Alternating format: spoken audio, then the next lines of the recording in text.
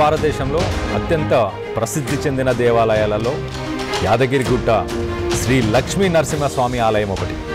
దీనిని తెలంగాణ ప్రజలు తిరుమలగా భావిస్తారు.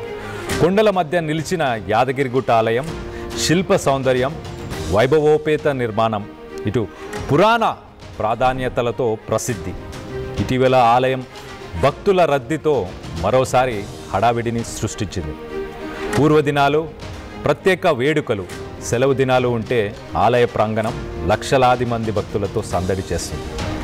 ఇటీవల ఒక కొత్త రికార్డును కూడా యాదాద్రి నెలకొల్పింది. తిరుమల తిరుపతిని నిన్న 75,000 మంది భక్తులు సందర్శించుకుంటే యాదాద్రిని 106,000 మంది భక్తులు దర్శించుకున్నారు. అలాగే రికార్డు స్థాయిలో 1,04,00,000 ఆదాయం వచ్చినట్లు అధికారులు తెలిపారు. దీన్ని బట్టి యాదాద్రి ఎంతలా అభివృద్ధి చెందిందో మనం అర్థం చేసుకోవచ్చు.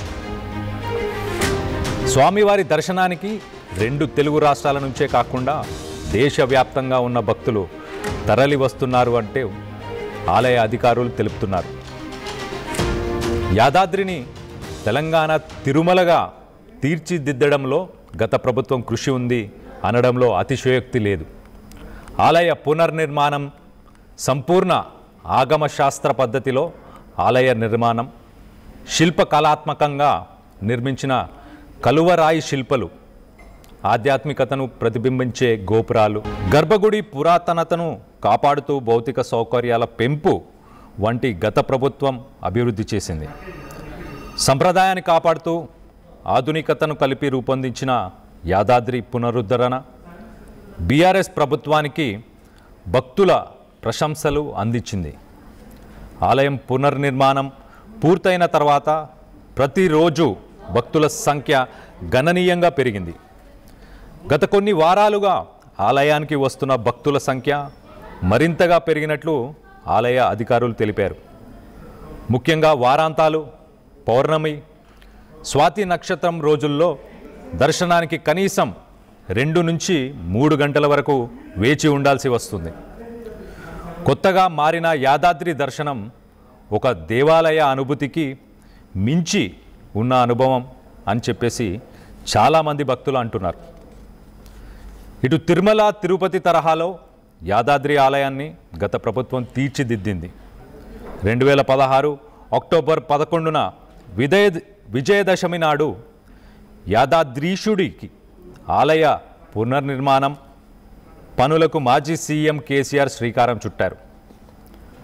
ఆలయానికి వాడిన రాయి 2.5 లక్షల టన్నులను గుంటూరు, ప్రకాశం జిల్లాల సరిహద్దుల నుంచి తీసుకొచ్చారు. ఆలయ పునర్నిర్మాణంలో 800 మంది శిల్పులు, 8 మంది గుత్తేదారులతో పాటు 1,500 మంది కార్మికులు కష్టం ఉంది. ఈ ఆలయ పునర్నిర్మాణం పనులు 66 నెలల పాటు కొనసాగగా ప్రధాన ఆలయంలో 6,000కు పైగా శిల్పాలను శిల్పకారులు తయారు చేశారు. ఆలయ పునర్నిర్మాణ పనులను 2,000 కోట్లతో గత ప్రభుత్వం చేపట్టింది. యాదాద్రి ప్రధాన ఆలయ నిర్మాణానికి 250 కోట్ల ఖర్చు చేయడం జరిగింది. దేశంలోనే ప్రప్రథమంగా ఆలయమంతా కృష్ణశిలతో నిర్మించారు. గిరి ప్రదక్షిణకు కొండ చుట్టూ 5.5 కిలోమీటర్ల మేర వలయ రహదారి నిర్మించిన విషయం తెలిసిందే.